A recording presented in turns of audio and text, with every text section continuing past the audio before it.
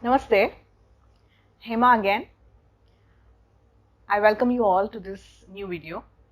In this video, we'll be seeing the ability verbs in Hindi. So the two ability verbs in Hindi are sakna and pana. Sakna and pana. So many a times students get confused between these two words and its usage. What is the difference between these two words and where and which word should be used appropriately? So this is what we are going to see in this video. So firstly, both the ability verbs, sakna and pana, cannot be used independently.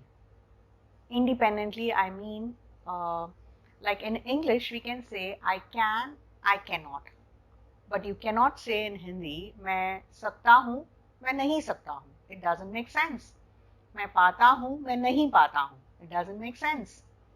You need a main verb along with the sakna or the pana to support it, without which it doesn't make sense. So in English, I can say I can, I cannot, but in Hindi you cannot. So you have to say I can do, I cannot do. I can come, I cannot come. So this is how you have to express it in Hindi.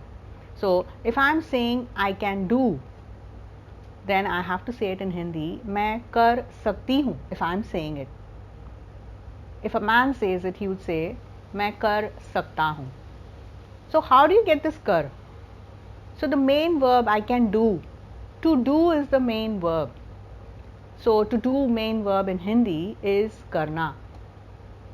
And how do you get the kar? Kar is the verb root. When you delete the na from the verb infinitive, you get the kar verb root. For any verb, be it to come, which is ana, if you want to get the verb root, you remove the na from the ana. That is, the infinitive form is ana. You remove the na and you get the remaining part of the verb, which is a, and that is the verb root or the verb stem. So when you want to use the ability verb, you have to use the verb root form of the main verb. So when I say I can do, I have to say मैं कर सकती हूँ. Kar is the main verb in verb root form, and sakna is used in the appropriate tense and the appropriate gender of that sentence. So let's see some examples. If I want to say I can do, I will say मैं कर सकती हूँ. And the same sentence I can say मैं कर पाती हूँ. Pana, the same way, just like sakna, you have to use the verb root and you have to use pana. मैं कर पाती हूँ. If I want to say I cannot do, I will say मैं नहीं कर सकती हूँ और मैं नहीं कर पाती हूँ. This is in present tense. If you want to use the same verb in future tense, then you can say मैं कर सकूँगी. I will be able to do. And simultaneously you can say मैं कर पाऊँगी with pana. If I want to say a sentence in past tense, I can say मैं कर सकी. Or if a man says, he would say मैं कर सका. And similarly with pana, you can say मैं कर पाई. And if a man says, he would say मैं कर पाया. So you see, like sakna and pana, the structure of the sentence is very similar. You cannot use it independently. You need a main verb in its verb root form, and it can be used in different tenses. So saying all this, so what is the difference between these two verbs? How does it give a different meaning? The difference is this: sakna is more used in a direct refusal or in a direct ability verb. If you want to be very direct to a person, I cannot do it or I can do it. But Pana is used in a more polished way, in a more milder sense. So if you want to give a more milder refusal, if you want to be polite in a refusal, or if you want to be more, if you don't want to offend a person by saying no, you use pana. And pana is generally used in a negative sentence, not in a positive. Of course, you can use it in a positive sentence, but generally it is used in a negative sentence.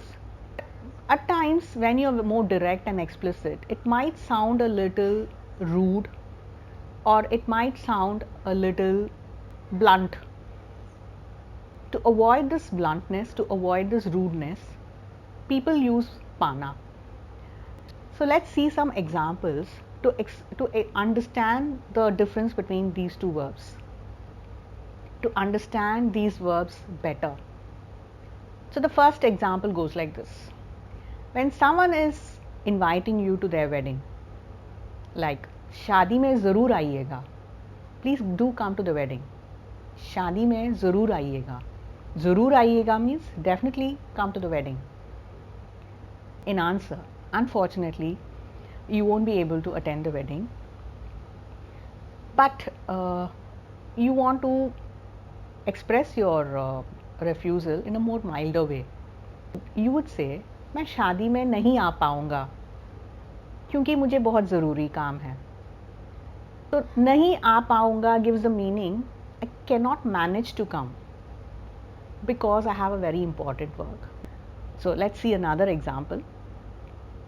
If someone is saying like कल तक काम खत्म करो, कल तक means by tomorrow. कल तक काम खत्म करो. By tomorrow, finish the work. खत्म करना means finish the work. But again, you are not able to, you won't be able to finish the work because you're not well.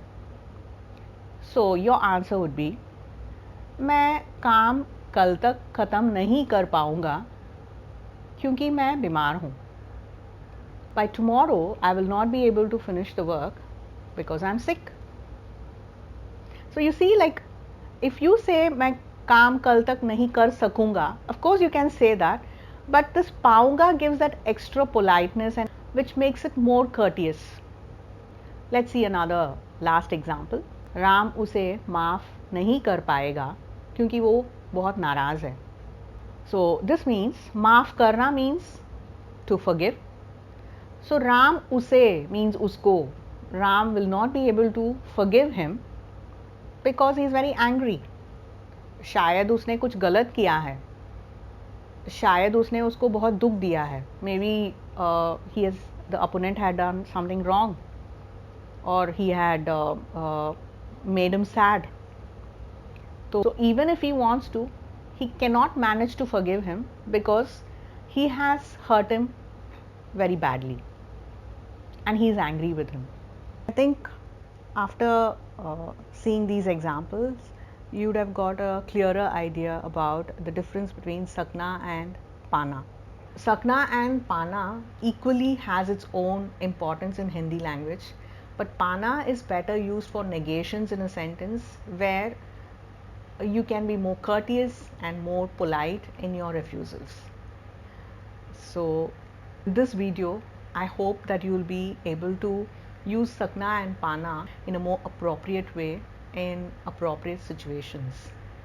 So thanks for watching, and until next time, namaste.